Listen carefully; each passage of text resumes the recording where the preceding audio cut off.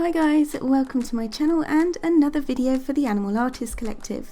And today I'm really excited to announce that from this month I am now officially a permanent member of the group, along with Bonnie Snowden from Bonnie Snowden Fine Art.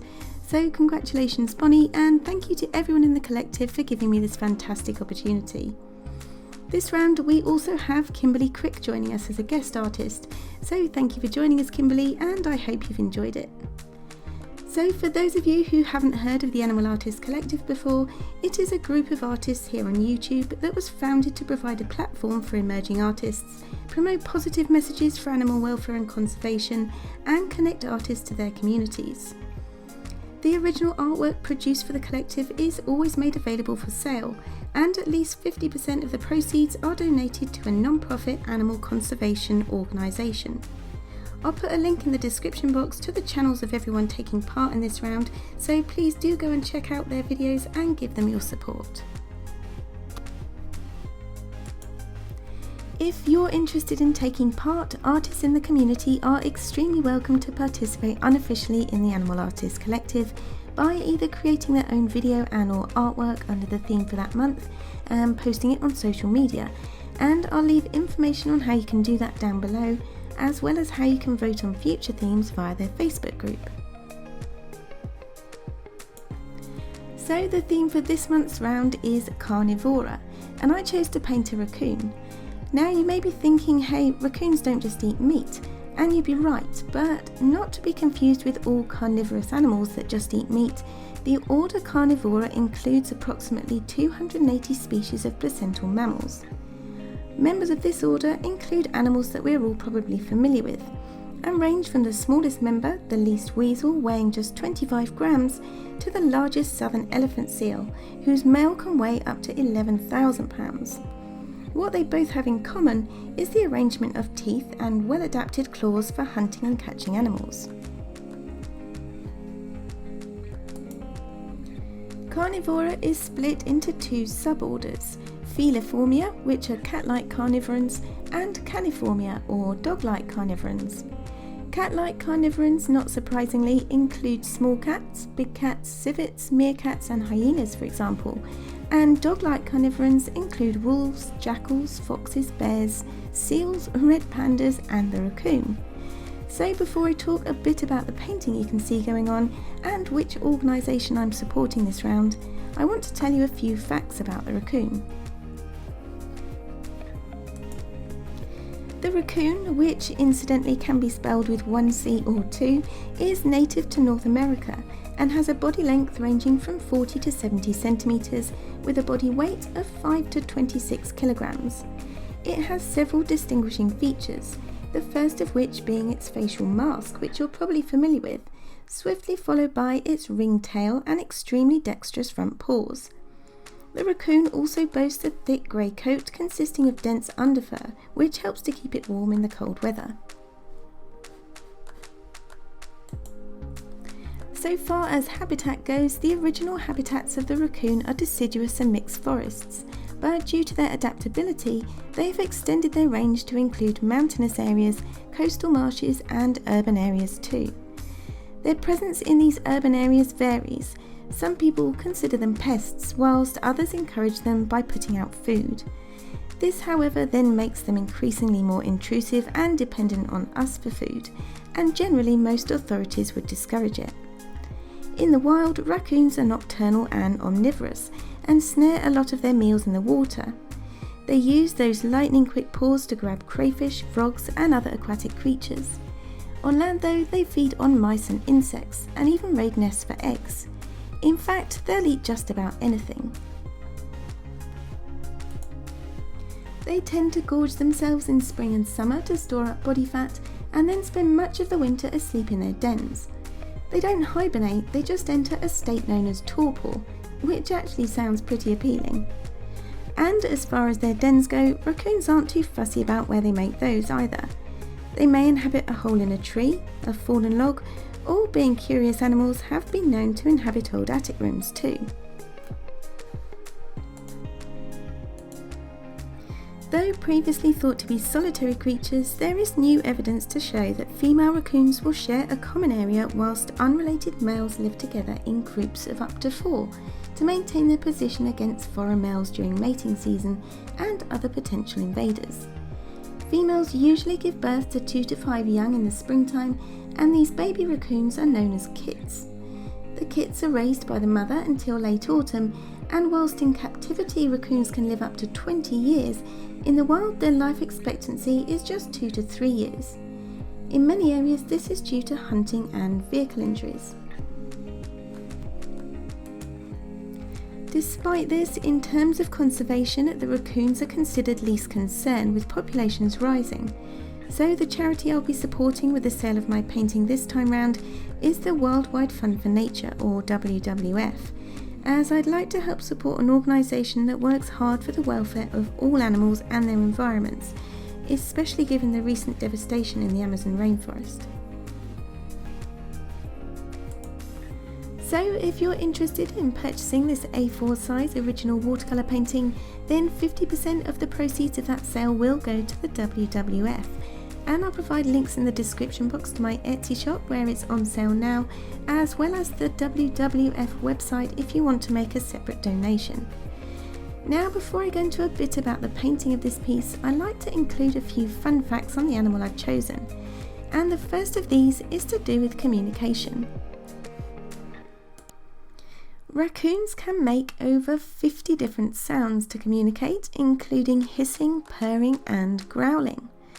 They also have extremely sensitive front paws, which I've learned get more sensitive if they put them in water. And lastly, despite their mischievous looking faces and often unpredictable behaviour, raccoons score very highly in terms of intelligence. One study showed that they can remember solutions to tasks for up to 3 years. That's pretty impressive. Oh, and a group of raccoons is called a nursery or a gaze. So with all that said, let's talk a bit about this watercolour painting. For this piece, I first had in mind the idea of concentrating more details on the raccoon's face and gradually having less and less detail as I painted outwards from here, to kind of draw your eye into the centre of the page. I really fell in love with the reference photo I'd found on Pixabay of this raccoon peeking out from behind a tree, and was keen to paint the bright eyes and shiny nose quite realistically. I thought I'd still include a suggestion of some of the habitat in the background though, and maybe add some splatters and a hint of colour around the outside edges of the ears and the white areas of fur on the right hand side, just to help the fur stand out against the white of the paper. I decided to paint on my Archer's cold press watercolour paper for this one, as opposed to smoother and faster drying hot press paper, to give me a bit more time to mix on the paper all those greys, browns and purples I'd swatched out at the start. I also decided to use a masking fluid pen to preserve the highlights in the eyes, on the tip of the nose and most importantly on the raccoon's white whiskers. That meant I could concentrate better on getting both the colours and fur texture right without having to worry about painting them back in at the end. So far as which watercolour techniques to use, I used a bit of a mixture, starting off in the beginning with the wet in wet technique, so pre-wetting my paper first before adding in paint. I wanted to loosely map out the main darker areas of the raccoon's fur, and started off with a grey colour I'd mixed with ultramarine blue and burnt sienna. I prefer mixing this grey over using a ready-made grey, as I think it's a bit more interesting and less flat. I also dropped in some of the mauve as well as a bit of sepia to the paper whilst it was still damp, and let the colours mix together on the page. Once this first initial layer was dry, I began to paint in the eyes using a dilute wash of ultramarine blue onto dry paper. I worked on painting both eyes at the same time so I could use similar colour combinations to make them match up. I also added in some mauve around the highlights of each eye to make them look shiny and bright. For the nose, I used the wet in wet method again to begin with, so I could drop in some neutral tint and mauve to mix together on the paper. I knew I'd need several layers to get the final value dark enough, but I tend to start lighter and build up to darker values, as it's harder to go lighter. How to render the fur on the raccoon's face and body was something I spent a while deliberating on before I even drew out the outline sketch. Raccoons have fairly long wavy fur, and I really wanted to get this across in my piece without spending too long painting individual hairs all over the body. I'm still working on trying to loosen up my paintings a bit, but as always I end up painting in more detail without actually intending to. I was quite pleased with how the face turned out though, and for this I worked in sections, so pre-wetted an area with water first before dropping in paint. I then used a small round brush to pull out some fine hair details onto the dry area of paper surrounding that section. I used a light flicking motion with my brush to get tapered ends to my brush strokes, and worked in a similar way on the raccoon's chest and legs, paying careful attention to the fur length and direction to give it a more natural and realistic look. I think looking at the reference photo and the fur in terms of sections can really help to simplify the painting process, and once I got those main shapes down I could concentrate on building up the values. With additional layers I used less water and a more concentrated mix of paint, and worked more on dry paper to build depth, which helped depict the raccoon's thick coat.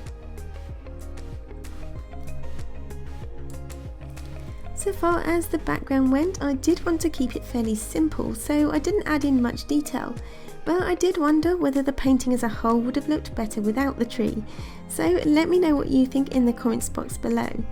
Still, I did like the addition of the paint splatters and think it added a bit of spontaneity and interest to the piece overall.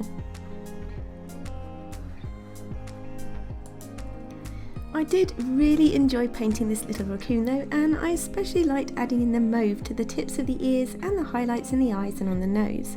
I think it helped to pull it all together and made those grey areas feel a bit less flat. I'm also pleased I'd masked off the whiskers at the start, and removing it at the end was really satisfying. I did then just crisp the edges up a bit and narrow the whiskers, but it definitely made life a lot easier.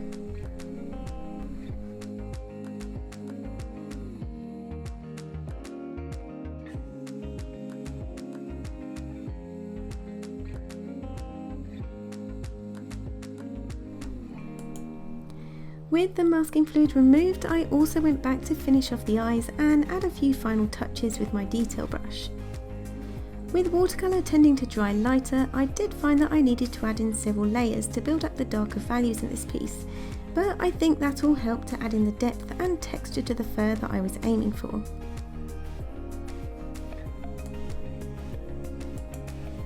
My favourite part of this painting though has got to be the raccoon's bright sparkly eyes, and this was the part of the reference photo that appealed to me right from the start. The background, I have to admit, didn't turn out completely as I'd imagined in my head, but that's okay and often happens with watercolour. I'd love to know what you thought of the finished painting, so let me know by leaving a comment in the box below. If you like this video, please don't forget to hit the thumbs up and consider subscribing to my channel as well. Hit the bell icon too if you'd like to be notified as soon as I upload a new video.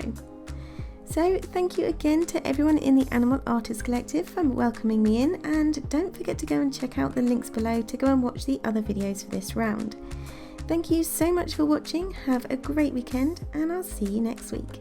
Take care, bye.